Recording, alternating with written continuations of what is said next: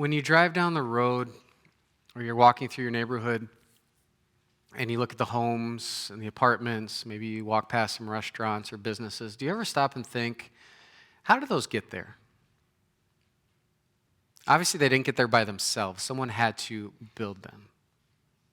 Someone came up with this thought, I want to put this here, and then they gathered together a team of architects and builders and electricians and plumbers, and then they started from the beginning. They started from the ground up. They built the foundation of that building, and then they put in the framework, and then they put in the sheetrock, and came in the electricity and all the tubes and the piping, and then finally the tile work and the painting, and now they had the home, they had the restaurant, they had the building ready to be occupied by humans and their pets, or just by humans, or just by pets.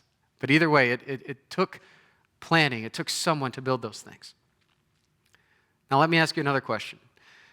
As you're driving down the road, or you're riding your bike, or you're walking along, maybe you're even flying to your vacation destination, and you look out and you see other people. You see animals, you see birds, you see mountains and seas and clouds. Have you ever stopped and asked, how did this all get here? Because it obviously didn't build itself. And what's really awesome is that the Bible clearly tells us how everything came into being. And here's a very clear passage from the book of Hebrews chapter 3. It says this, just as the builder of a house has greater honor than the house itself, for every house is built by someone. But God is the builder of everything. Very logical, right? Every house is built by someone, but God is the builder of everything. And as it points out here, just as the builder should get more honor than the house that was built, so also God, the creator, should get more honor than what he created. That's an extremely important point, because what happens a lot of times is as we marvel at God's creation, as we look at the things and see these details and the intricacies of them, we get so caught up in what we're looking at. I think what happens is sometimes we forget that they didn't just appear, that someone actually made all of this. We get swept away in the vastness of the sea and its creatures, and the jungle and its inhabitants, and the mountains and their peaks, and the hills and their valleys, the stars and the galaxies, and even the graveyards of things that once were. We're so enthralled by them, and yet how often do we stop to think something had to make these, someone had to create these? And honestly, I believe the vast majority of the scientific world has been so caught up in observing creation that they've missed out in getting to know the Creator. They're so worried about the building that they haven't thought to think about the one who built it. And by doing this, they've made their lives more difficult. They've created questions that have no answers, and they have questions that do have answers, but they're not going to the guy who built everything. They're not going to God and asking, how did this come to be? Why does this work this way? And a lot of times we do the same thing. We get caught up in what we're looking at, we're enthralled by it, but we don't think about the Creator. And so what I want to do today is help you to look at creation with the intent of looking at it in order to be in more of awe of who the one who created it. And to help us do that, we're going to walk through Genesis chapter 1 one more time. If you were here a couple weeks ago, I took you through the entire book. We read the whole chapter. We're going to do it again. And honestly, I think I could preach on Genesis 1 for like 5 months, but I'm not going to do that to you. But here we're going to see how the order and how God built his house. We're going to marvel at the house. We're going to walk through the different rooms and go, wow, that's amazing. But we're going to do that so that we can marvel at the one who created all of it. So look with me at Genesis 1, verse 1, where it says this. In the beginning, God created the heavens and the earth. Now the earth was formless and empty. Darkness was over the surface of the deep, and the Spirit of God was hovering over the waters. So just imagine this blank canvas, nothing's there. And then all of a sudden there's this ball called earth. And it's full of water. So pristine, beautiful. It's not the mucky stuff. It's not muddy and gross, but it's this clear blue water. This is God's beginning. And it makes sense, right? Every scientist will tell you that if you go to Mars or Venus or whatever planet, in order to find life, you need water. 60% of the human body is made up of water. You can't go more than 3 days without drinking water or else you will die. More often than not. 70% of the world today, the earth, is made up of water. This is God's tool. This is the lifeblood of what we see around us. This is how he began. And then it goes on. And God said, let there be light. And there was light. God saw that the light was good, and he separated the light from the darkness. God called the light day, and the darkness he called night. And there was evening, and there was morning the first day. So God looks back from his ball of blue, and he says, let there be light. I want to see what I'm looking at here. Boom, there's light to separate the day from the night, to distinguish between evening and morning. But what's really unique about this is that though God created light, he did not create the objects that emit the light. So imagine you're in your bedroom, there's no light bulbs up above, and you flip the switch, and it lights up. That doesn't make any sense, but that's what happened. God flipped the switch, the lights went on, but there were no light bulbs. Now that's really crazy, it's mind-blowing, but it also answers a really important question, because what happens is, when people talk about the age of the earth, there's this big debate, is it 13.8 billion years old, or is it only 6 to 10,000 years old? Is it an old earth or a young earth? And inevitably what they do is they bring up light, specifically light years. And for some planets and stars, for their light to get here, it takes billions of light years to arrive on this planet to meet our eyes. So logically you would think, well, if it takes that long for light to arrive here at Earth, then it must reasonably, the earth must be billions of years old, right? Unless, everyone say unless the light was here first, and then God put the light bulbs out there. This is what I want you to know as we walk through Genesis chapter 1. What you have to understand is that God made a mature earth. He made a mature earth in the sense of when he makes the plants, he did not create seeds first. He created the plants that produce the seeds. God didn't go out, plant seeds, water them, wait a little while or a long while for the planting season to happen, and then go out and say, okay, here, now we got trees. No, he said, let there be plants, let there be trees. They were there. The big question, I've been putting this out in our email, what came first, the chicken or the egg? Oh. Well, what does the Bible say? The chicken. There's the answer, everybody. You don't have to wonder anymore. The chicken came first. The mature bird came, and then the egg came. We're going to talk about human beings, how they came about. As we read through this, it doesn't talk about cute little babies. Cute little Adam. Oh, what a cute, we got to wait a few years before. No, it says God made a what? A man and a woman. He created these things, these people, his creation, with maturity, with age. And so that's why everything seems so much older than it really is, because God made everything older than it really is. This is why we can see these things, and that's why we get that from let there be light. Then he goes on. And God said, let there be a vault between the waters to separate water from water. So God made the vault and separated the water under the vault from the water above it. And it was so. As I read through this, I need you to engage your brains where you got to envision this happening, okay? So there's this big ball of water, and now all of a sudden there's water going up. So now you got these two different layers. God called the vault, what did he call it? Sky. And there was evening and there was morning the second day. So on day 2, God creates the sky by separating the water from below and the water above, which we know as our atmosphere. That protects us from the devastating sun rays, that keeps us from burning up or getting too cold, and also protects us now from the meteorites that would hit our earth. This was all created on day 2. And he goes on. And God said, let the water under the sky be gathered to one place, and let the dry ground appear. And it was so. God called the dry ground, read it with me, land. All right, that's where we get our word land from. And the gathered waters he called, what is that? Seas. You got land and seas. And God saw that it was good.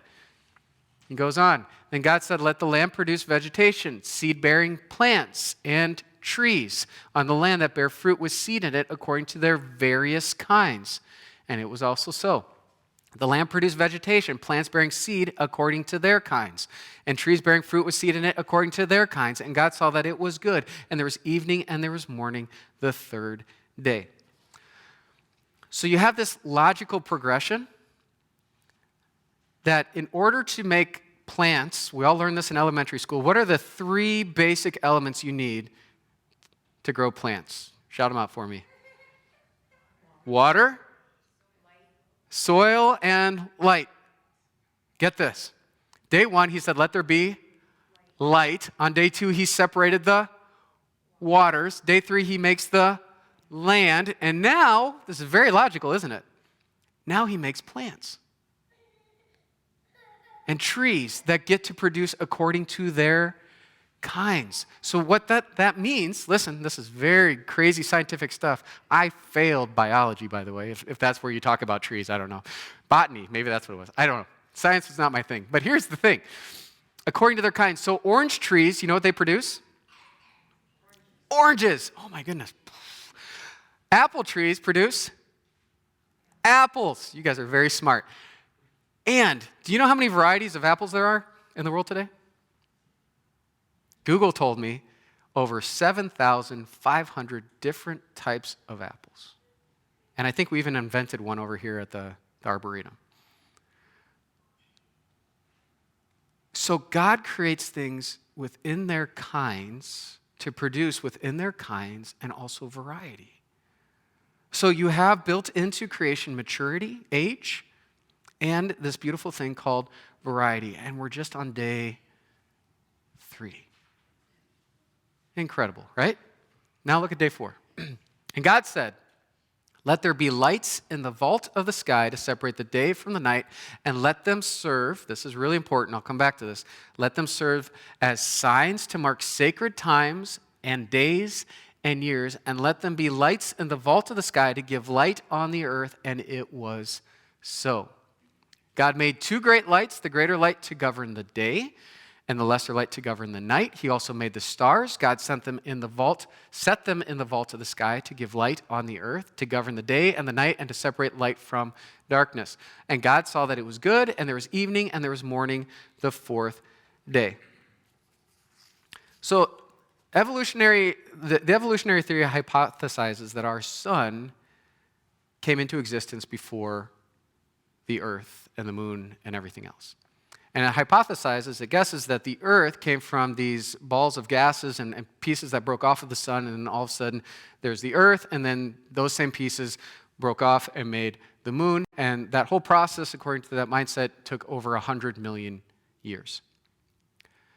Whereas these clear, concise verses from Genesis describe that within a 24-hour period, on day 4, God spoke into existence the sun, the moon, and the stars, all on the same day, after the earth had already been created.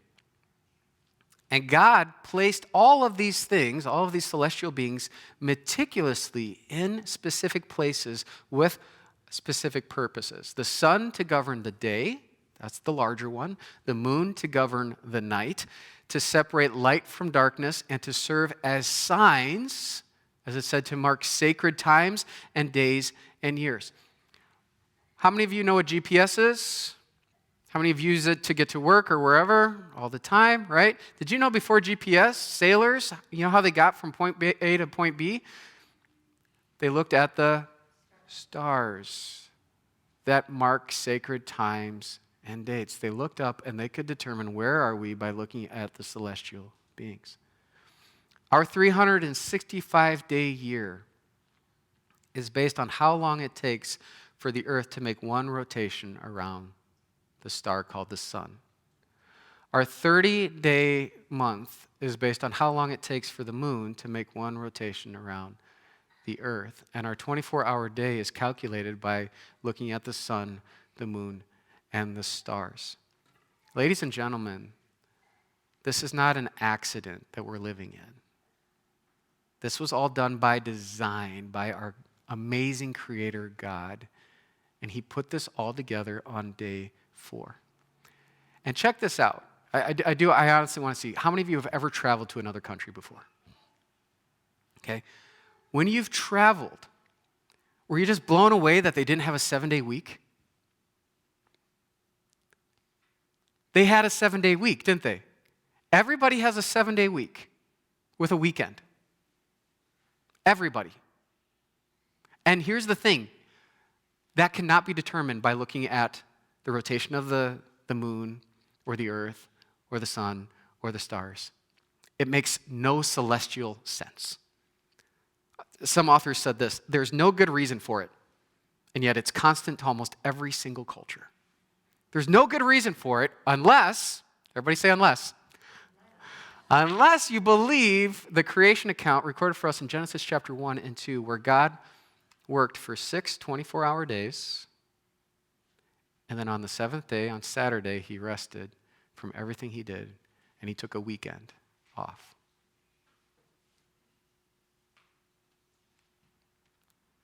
I told you earlier, you save yourself a lot of trouble if you just believe the simple truths that God puts in his word that describes everything that we're experiencing here. You don't have to come up with these crazy explanations for what God, in the beginning, set in order and said, this is how it's going to be. None of this makes any sense unless God created the world in 7 days and put everything exactly where it needs to be. Now, up to this point, what we've done is we've looked through days 1 through 4. God has now completed his home. Everything's ready to go. All the habitats are ready. And now what does it need? It needs its inhabitants. It needs life. It needs animals. It needs people. And so this is what it says, verse 20. And God said, let the water teem with living creatures and let birds fly above the earth across the vault of the sky. So God created the great creatures of the sea and every living thing with which the water teems and that moves about in it according to their kinds, and every winged bird according to its kind. And God saw that it was good. God blessed them and said, be fruitful and increase in number and fill the water in the seas and let the birds increase on the earth. And there was evening and there was morning the 5th day. The evolutionary theory assumes that birds came from, do you know? Dinosaurs, like the T-Rex, which is very interesting to me because the T-Rex was like massive. And so little birds come from the T-Rex.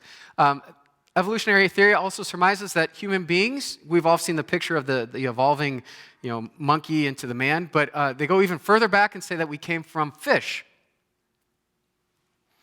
Here's a simpler explanation. Fish came from fish, and birds came from birds ever since the beginning. Since the beginning of time, all those animals continue to produce the same kind of animals according to their kind. That's what that means, over and over and over again. God knew we would be having these debates today. He's like, so let me just be clear. According to their kind, according to their kind, according to their kind. Now, is there variety within kinds? Absolutely.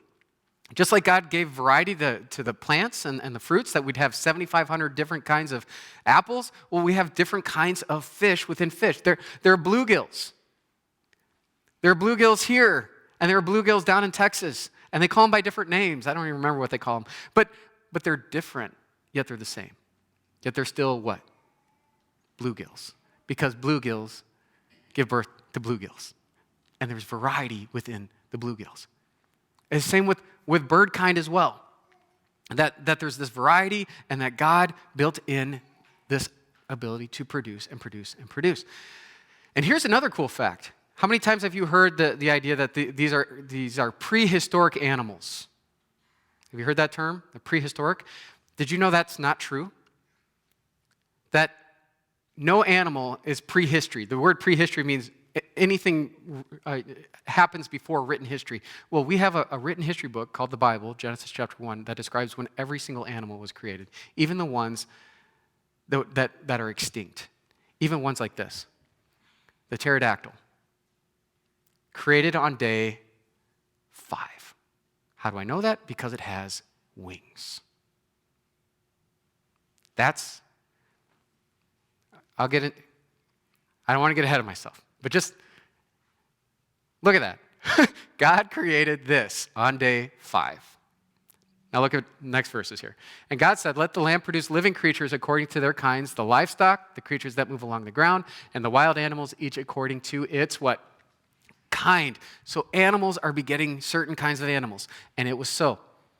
God made the wild animals according to their kinds, the livestock according to their kinds, and all the creatures that move along the ground according to their kinds. And God saw that it was good. So God, on day 6, created all the animals that we're used to seeing in the wild. God created all the animals that we're used to seeing on farms and in homes. God even created all the animals that today are extinct and we're used to just seeing their bones in museums. Now, that includes dinosaurs. I already showed you a picture of a pterodactyl, but I'm going to show you some other pictures here in a second. Now, if you Google the word if you word search dinosaur in the Bible, you're not going to find it. And the reason for this is that word was not invented until 1842 by a guy named Sir Richard Owen. And he was giving a presentation, and he used that word to describe these massive animals. And the word dinosaur means fearfully great lizard or terrible lizard. Okay? So that wasn't until 1842, just over 100 years ago, or less than 100 years ago. And so, or 200, I don't know. You know I'm not good at math. Anyway, so it wasn't that long ago people started using that word dinosaur. So people are like, well, the Bible doesn't talk about dinosaurs. Well, it does actually. Did you know that? The Bible talks about dinosaurs. It gives us this amazing description. God talks about it in the book of Job, chapter 40. Take a look. He says, look at Behemoth, which I made along with you, and which feeds on grass like an ox. So there's always this debate, do dinosaurs eat grass, or do they eat animals? Are they both? Are they carnivorous and carnivores? I don't know. So they have all these debates, right? So this behemoth, this massive animal, is eating grass like the ox, super big, and it says that God made it along with you. Evolutionary theory says that humans and dinosaurs did not live at the same time. They say that dinosaurs lived 65 million years before man came into being. God says in Job chapter 40 and in Genesis chapter 1 that they were made at the same time, that they dwelled with each other. Now, take a listen to the description of Behemoth. What strength it has in its loins and its legs. What power in the muscles of its belly. Its tail sways like a cedar, like a tree. Okay? The sinews of its thighs are close-knit. Its bones are tubes of bronze. Its limbs like rods of iron. It ranks first among the works of God, yet its maker can approach it with his sword. The hills bring it their produce, and all the wild animals play nearby. Under the lotus plants, it lies hidden among the reeds in the marsh. The lotuses conceal it in their shadow. The poplars by the stream surround it. A raging river does not alarm it. It is secure, though the Jordan should surge against its mouth. Can anyone capture it by the eyes or trap it and pierce its nose? Its tail is like a cedar tree. Some churches that try to mix and match evolution and scripture, they've said that this is describing an elephant. Have you ever seen an elephant? Have you ever seen its tail? It looks like a snake. The thickness of a snake, right?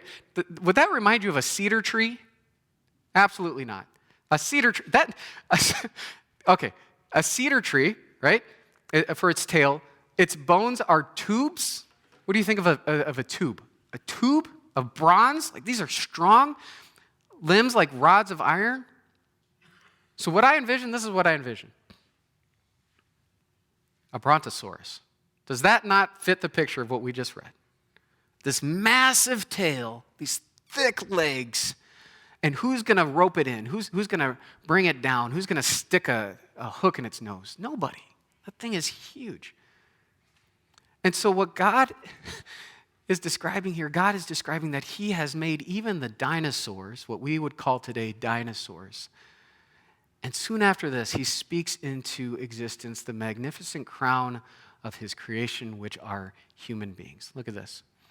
Then God said, let us make mankind in our image, in our likeness, so that they may rule over the fish in the sea and the birds in the sky, over the livestock and all the wild animals, and over all the creatures that move along the ground.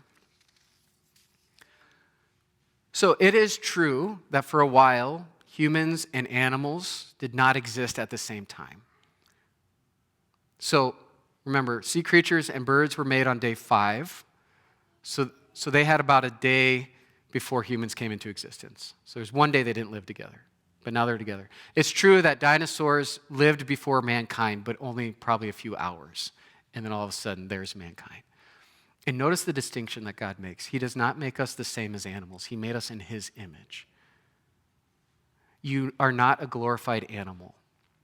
You did not come from a fish. You did not come from a monkey. You were made in God's image.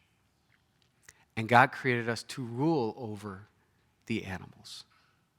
Not to be ruled by them, not to be next to them, but to take control over all the creatures that move along the ground. We are distinct, and do not think that this is a small thing, because so many people rationalize, they think, well, if I'm just a higher form of an animal, why am I here in the first place? But that is not true. You've been made in the image of the Maker. You've been given a soul that is to endure forever. This is who we are in comparison to the rest of creation.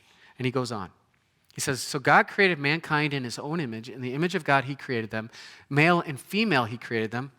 We'll dive deeper into that in a couple weeks. God blessed them and said to them, be fruitful and increase in number.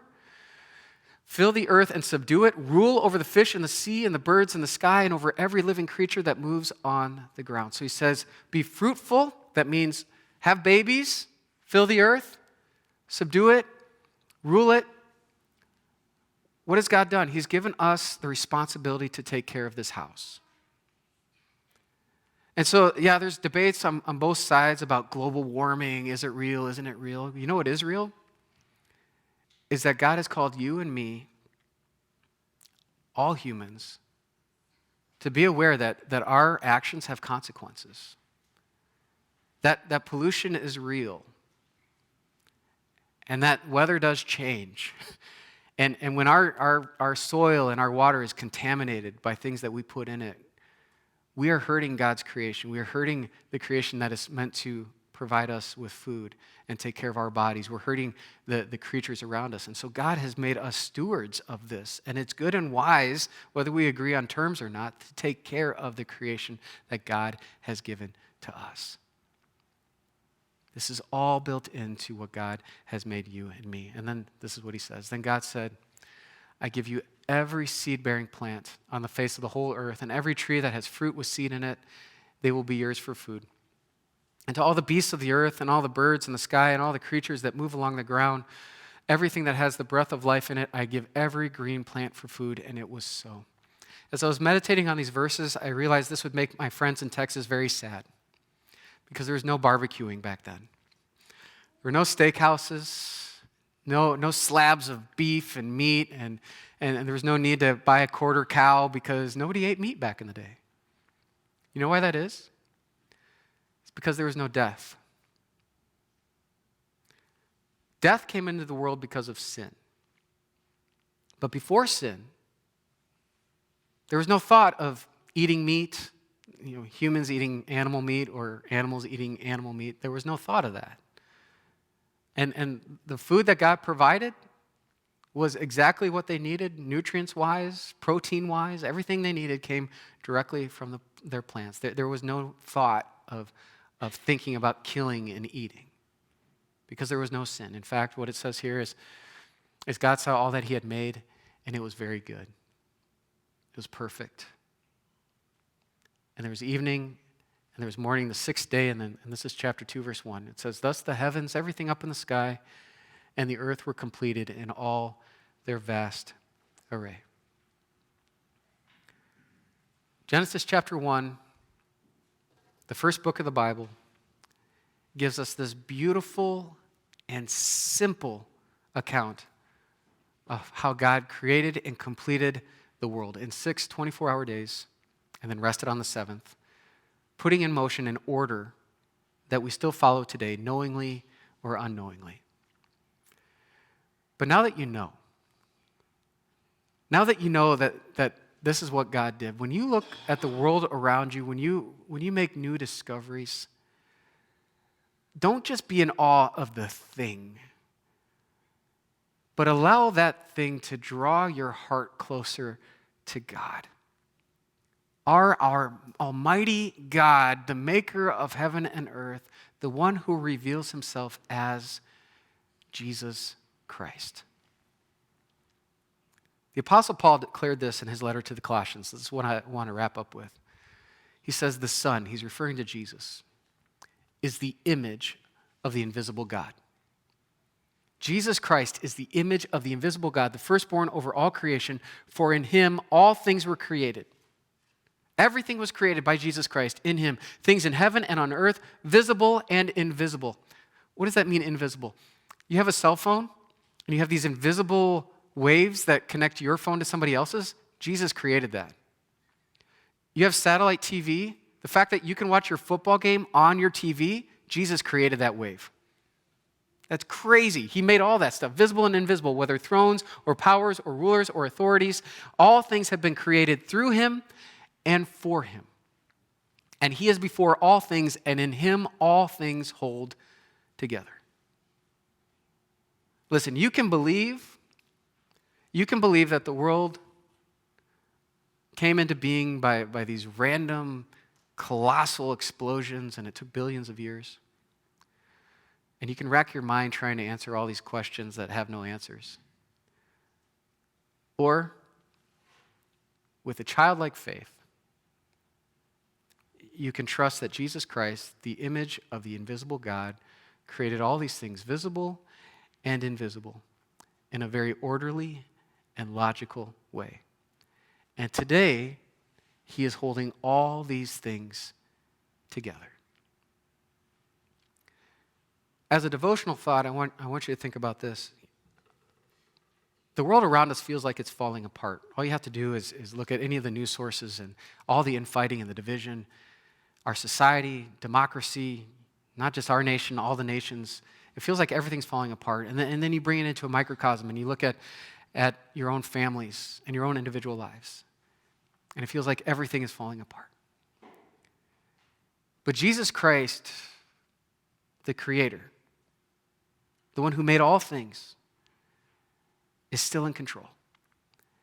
And he is still holding all things together. And what a great and wonderful comfort that is that when we review Genesis chapter 1, we can go right back to Jesus, our Savior, and know that he is holding us.